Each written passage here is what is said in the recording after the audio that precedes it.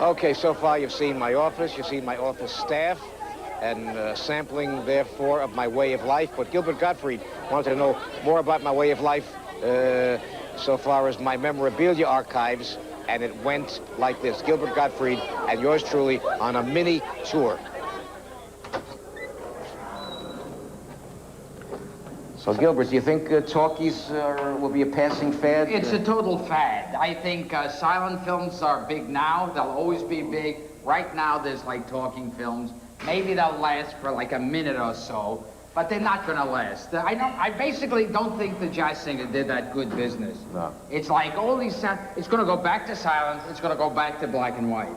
These are people who don't even know Joe, and he just goes up to people, complete strangers, and goes, "Hi, I'll be expecting you on my show next week." Right, and they're afraid to like fight for them. They think he's nuts, and they go, "Okay, I'll do the show. Sure, no problem, no problem." What was it?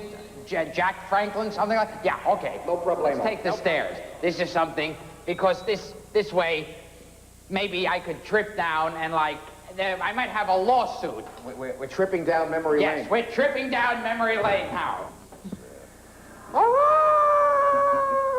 The old inner chamber. The old Boy, dark house. This is like, we had to take the subway to get here. We had to ride through the Bronx to come here, and then Joe made me pay for my own token. This is a class operation. That was a token of my affection. Yes, That's a token. You see, I told you to come out with a joke like that. I knew it. I knew eventually. Now we're going to come in here. There'll be zombies like pulling at me. They'll be like ripping my flesh off. I'll rip my flesh off. Don't go in there, Joe, please. Don't go in there. Once. Forget it. Once. Ah! Gilbert, this is part of it. This is part of it. And as you can tell, everything is alphabetized A, B, C, D. I hope you didn't feel like you had to clean on account of me. Yeah, I did on account of you, but... Okay, let's see. Jane Mansfield is over there. Right. Let's see, Amelia Earhart is in one of these boxes. She's flying. That's the interesting thing. People don't know where she went. It's Joe found her, said she'll be worth something in a few years from now, and he keeps her in a cardboard box with dry ice. You have about 50 albums here by Eddie Fisher that Eddie Fisher doesn't know he did. Gilbert, on a semi-serious note. Yes. If there is such a thing. Yes. I can have, and somebody who's a slob like me, Yes, I can have yes. the thrill that a neat person can never have. You know what that thrill could be? I'm afraid to ask. Finding something someday that I thought was irretrievably lost.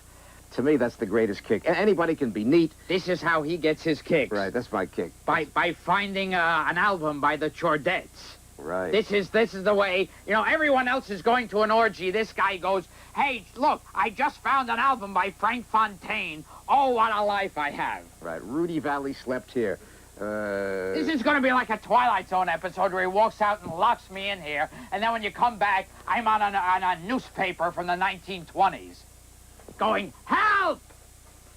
True. Yes, true, it is true. True. Yes. I'm sorry, Gilbert. You're going to have to stay here in my dungeon. No, Joe, please, anything but that.